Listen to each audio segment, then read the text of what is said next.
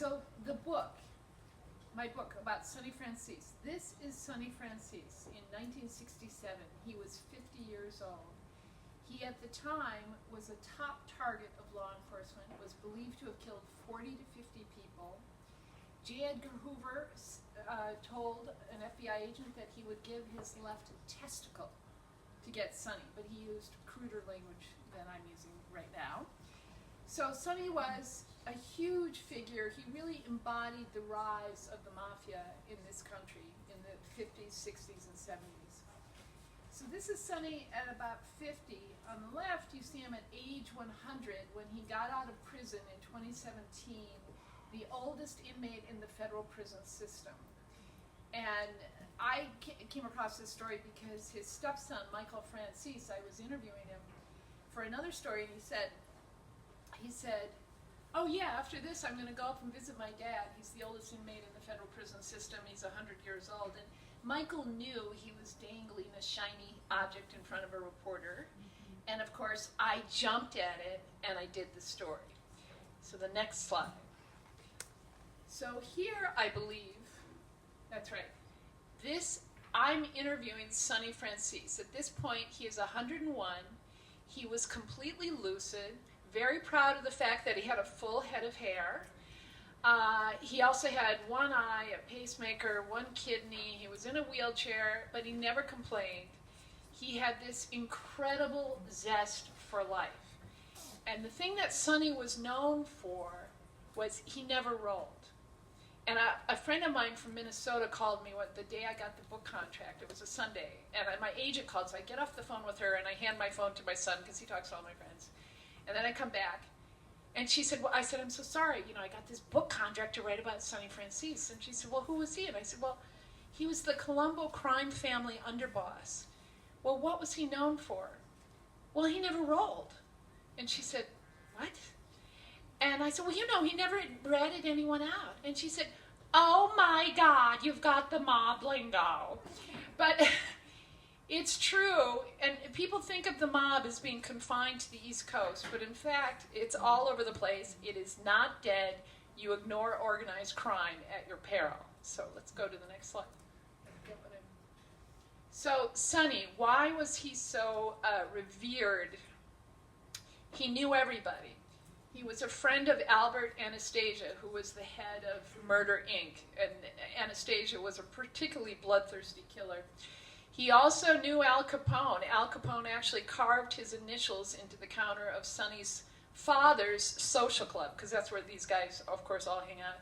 And then I think on the left I have Frank Costello, who was considered the prime minister of the mob. He was a good friend of Sonny's.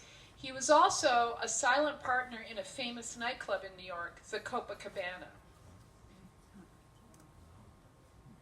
So you see the Copacabana on the right with its fake palm trees. It was the place to be.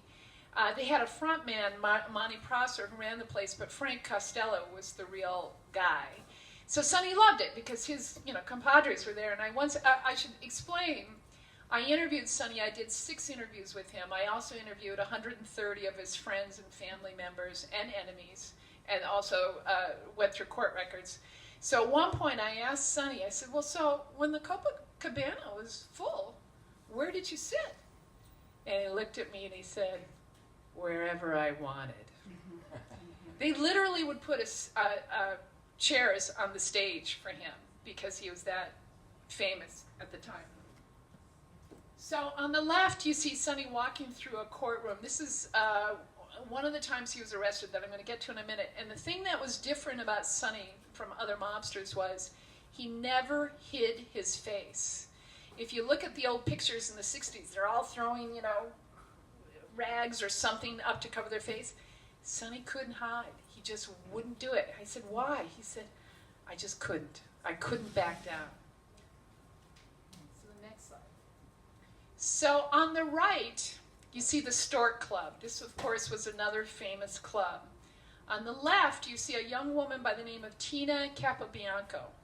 So one night, Sonny was with his friends because, they tell him, there's this really cute girl, a cigarette girl, at the Stork Club. She was 16.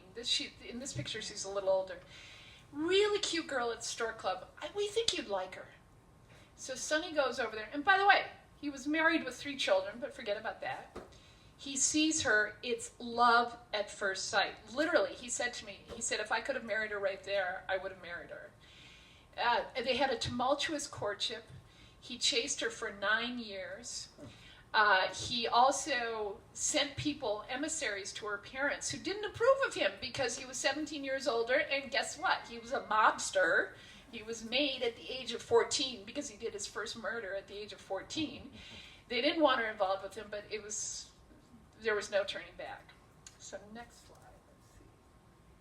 So Tina and Sonny on the left, this is a honeymoon picture of them hugging. You can sort of see in the background, there's a woman looking kind of disapproving because of the age difference, because she's so much younger than Sonny.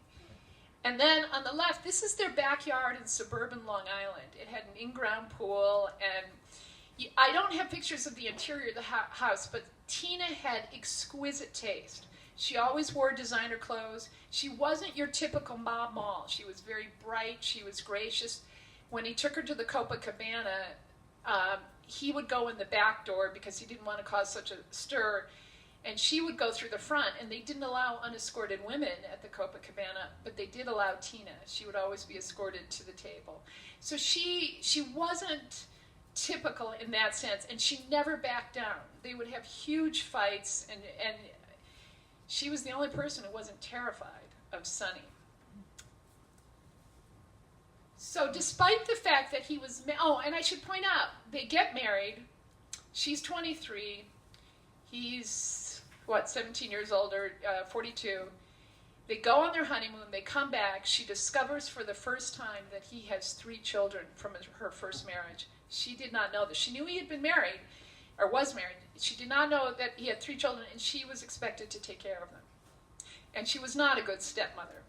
But in any case, despite the fact that he was madly in love with her, he had affairs with all sorts of celebrities. Marilyn Monroe, Dion Carroll, Dionne Warwick, Jane Mansfield, Dagmar.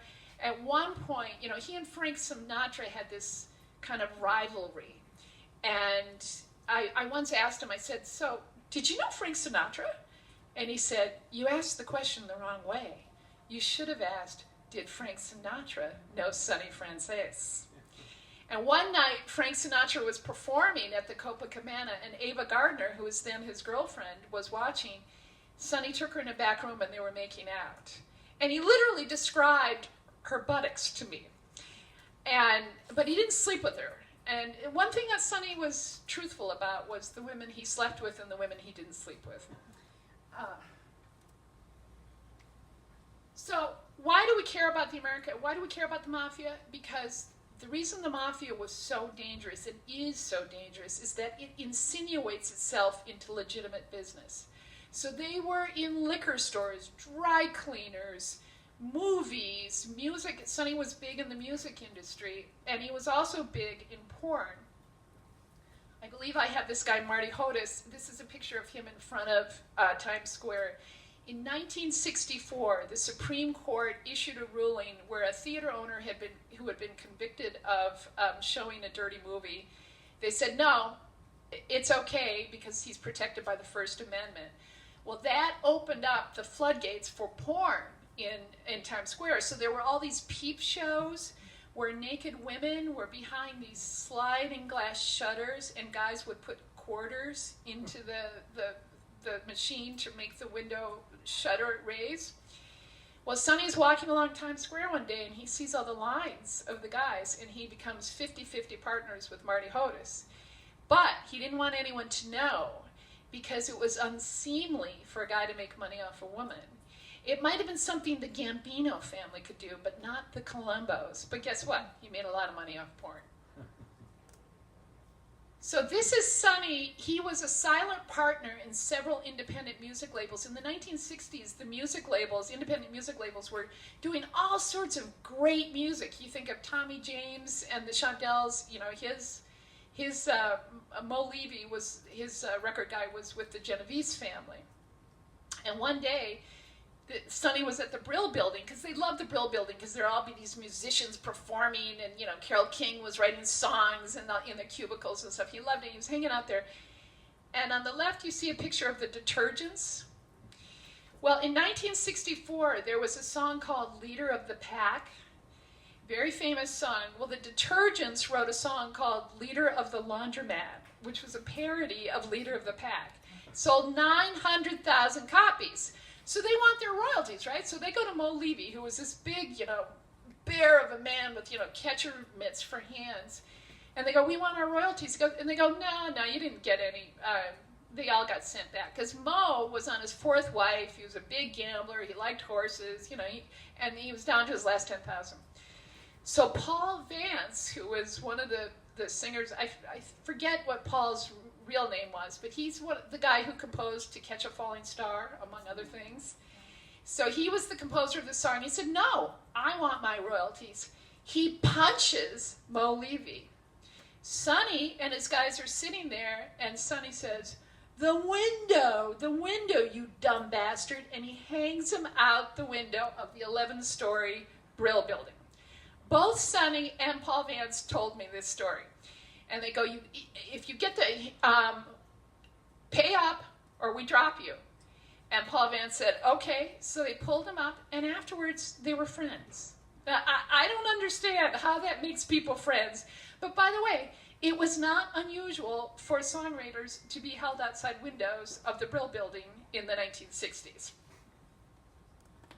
So Sonny, one of the things that was unusual about Sonny, as I said, he was a top target of law enforcement. So in a single year, he was indicted by 4 different prosecutors. So the Manhattan DA went after him for bookmaking. The U.S. government went after him for this bank robbery conspiracy. The Queens DA indicted him for ordering a hit on Ernie the Hawk Rapolo, who was a one-eyed hitman. And the Nassau County DA on Long Island indicted him for a home invasion where the 2 teenage boys were duct taped to poles in the basement as their home was robbed. Their father was a jukebox company guy, and their home was robbed. So in a single year, I challenge you to find any person who's indicted by 4 different agencies in a year. So this is his mugshot from the NYPD. Okay, you're not going to know this because I cut off something that was around it. I got this mugshot from the family. There was something around it. You know what was around it? A frame. Excuse me, but who frames a mugshot? Who? His family did, but that was Sonny. So he beat 3 of the cases, but the one case that hung him up was the bank robbery case, and he was convicted of the bank robbery conspiracy and sentenced to 50 years in prison. So here is one of the, on the right, you see him with his lawyer, Mo Edelbaum, who was a top mob lawyer. On the left, you see him being moved from one courtroom to another. And see all the guys with the shotguns? The same day, they had guys with shotguns on top of all the court buildings. They had snipers because they were terrified that members of the Colombo family would try to bust him loose. So in 1970, after he exhausted all his appeals, and I did ask him at one point, I said, Sonny, how much did you spend on your legal fees? And he goes, nah, I don't want to tell you, I'm worried about the IRS. You know. He went to Leavenworth, which was for the toughest of the tough. And on the left, you see a typical cell. So life was grim, his family fell apart.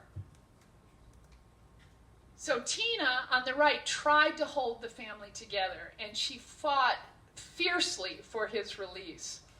And then I think on the left, you see Michael Francis, who was her son from her first marriage. And Michael's a pretty well-known guy. He became an evangelical Christian, and you can find him on YouTube. The Mob is his brand. And then you see his younger brother, John, and his sisters, Gia and Christina. It was a really, really tough time for them, and they really fought. They tried to bribe people. They did all sorts of things to try to get him out. And finally, Sonny got out on parole in 1978. But Sonny being Sonny, He couldn't stop hanging around with his guys. He violated his parole and went back in 1982. He violated his parole 5 times. Oh, no. So on the right, you see John Francis Jr. He is the son of Sonny and Tina Francis. The favorite son, adored, everybody's favorite. He became a terrible drug addict, addicted to crack. He got HIV. He lived on the street for years. And then finally he got clean, and he decided to wear a wire against his father, whom he loved. His father was a great father. Tina was not an easy mother, but his father, everybody loved Sonny as a father. On the left, you see his FBI handler, Rob Lewicki. They grew up in neighboring communities. They were a year apart. They dated some of the same girls, and they came together at this point in their life, and John was the wearing the wire, and Rob was the handler. And here you see Sonny. This was when he was 102 at a nursing home. At the end of his life, he wound up living in a nursing home because no one in his family was either willing or able to take him home. And he hated it. He hated it. But he really didn't complain. He just had such a zest for life. He wanted his story told. And so that's a quick overview. There's more to it. He is the reason the witness protection program was started. And the great irony of his life is that his own son, John, had to go into witness protection so that he wouldn't get killed for testifying against his father. And his son still, and when Sonny died in February of 2020 of COVID most likely, at the time, his family is telling me, it's some kind of flu, we don't know what it is. And it probably was COVID. He was in a nursing home. And at the time he died, there was a funeral, and neither Michael nor John could go to the funeral, because Michael also, he cooperated. He didn't wear wire, but he did cooperate when he got jammed up. And, they couldn't come back to New York because they'd be killed. So, that's the story. Any questions? So was he 50 when he went into prison? 1970, he was born in 1917, so he would have been 53. Okay, Yeah. early 50s. So then he got out for a brief. He was only for like 4 or 5 years. Well, he wound up serving about 23 years of the 50-year sentence, because in federal prison you don't serve the whole time. Right.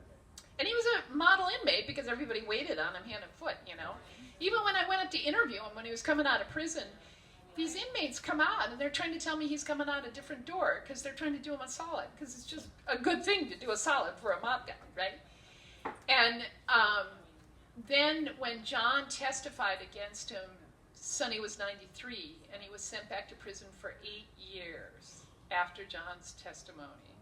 So he got out at age 100, and he was on parole while he was at the nursing home. And he's telling me, can you believe I'm still on parole? And I'm thinking, well, yeah, because, because, physically he wasn't able to do a lot, but he was still very sharp. Very sharp. So, I'm just curious, it seems like you had very ready access to not just Sonny, but to the family. And that doesn't just happen overnight. So how did you acquire that access and that relationship that was trusting enough for you to be interviewing, throughout the years? It took time. It took. You're absolutely right. It doesn't happen. And by the way, he's famous for not talking. But it was you know what it was? And I sound like such a girl, but I do my homework. You know how we all do our homework. And so the first time I met Sonny, I had pictures of him from the 60s. I had news clippings. I even had his rap sheet, which he loved because it was like showing him his high school yearbook. He'd be like, oh, I did this. Let me tell you about that. Oh, that rape. I didn't do that rape. And so it was, so when you do enough research, it sort of creates its own momentum. And you sort of reach the point where okay, if people don't want to talk to me, I don't care. And when they realize that you don't care if you don't want to talk to them, they're like, oh, I'll talk. I'll talk. So the key, I mean, there were many key interviews, but Sonny obviously was key, but it was also important to talk to John, who was in witness protection, which was not easy to find someone who's in witness protection. But he signed himself out after I did a story about Sonny's release from prison, and stories were circulating around the web. I know his real name, and I know where he's living. So the U.S. Marshals, they move you like that. They don't give you any notice. They go, boom. And he, at that point, had throat dysplasia, and he thought he was going to die before seeing his family, and he wanted to see his family again. So he signed himself out of witness protection. And, of course, the minute he did that, I was able to find him and then able to talk to him and get his story for the first time. So it's really... This family was kissed by the gods. They're smart, they're attractive, they're charming, and they're sociopaths. Yes. When did you start developing the relationship to research and then? Well, Sonny got out in 2017. I finally got to him 9 months later through a guy named Frankie Blue Eyes. Who I don't know Frankie Blue Eyes' last name to this day, and he likes it that way. So I met Sonny in 2018. And then it started, and so I was doing other things, but I was constantly calling people, and you realize that, like Sonny would say to me, I'd ask him a question, he goes, you know about that guy too? I'm like, yeah, Sonny, I know about that guy, and so they sort of, and it's sort of flattering to have someone research your life, and of course he was a narcissist, so he loved it, But he also, I am convinced that Sonny, he wanted his story told. He realized I could be useful to him. And, these guys never say anything directly. It's always indirect. But he knew, in fact, at one point he said to me, yeah, I think this might make a good book or something. So it was very clear what he wanted. And, the family is happy with the book. A couple guys have tried to shake me down, but the family's happy with the book. So are you afraid? I was.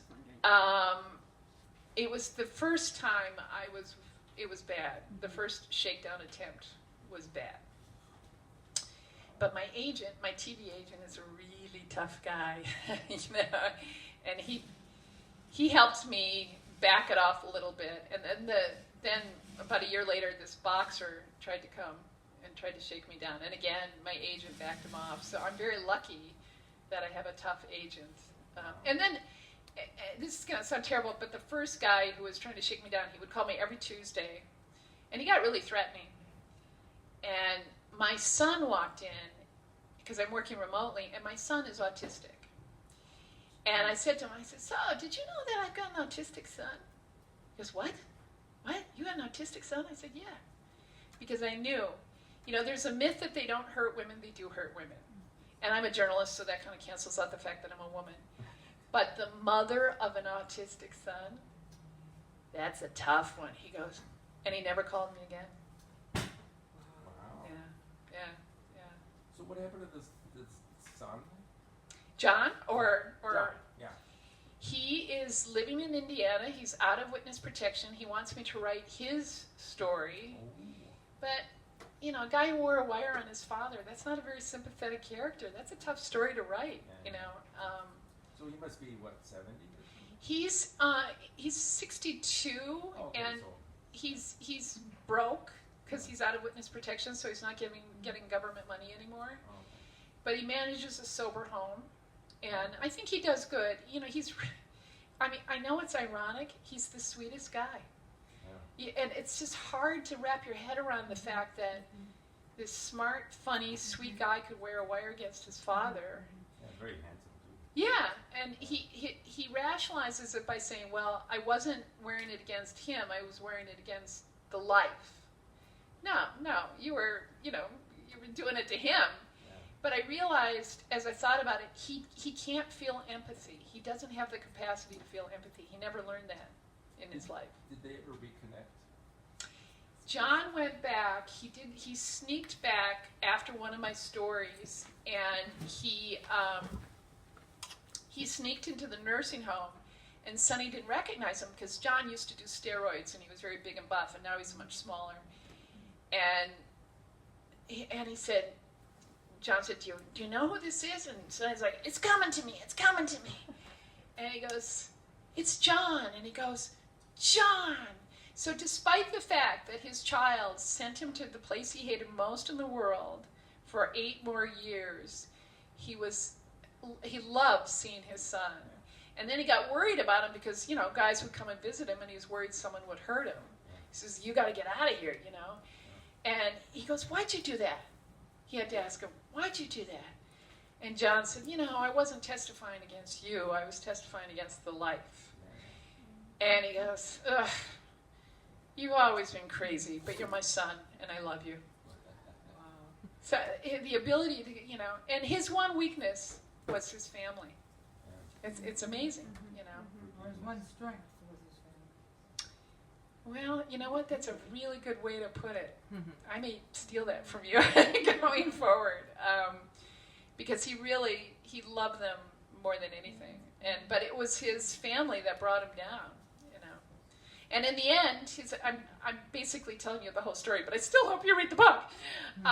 In the end, his beautiful, elegant wife was homeless and living out of her car because no one would take her in. No one in her family would take her in.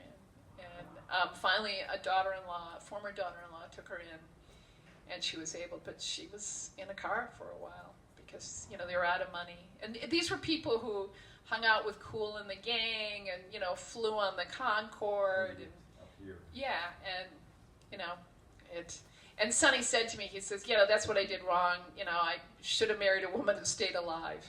Because she died on him, so she couldn't take care of him when he got out of prison. Yeah. So.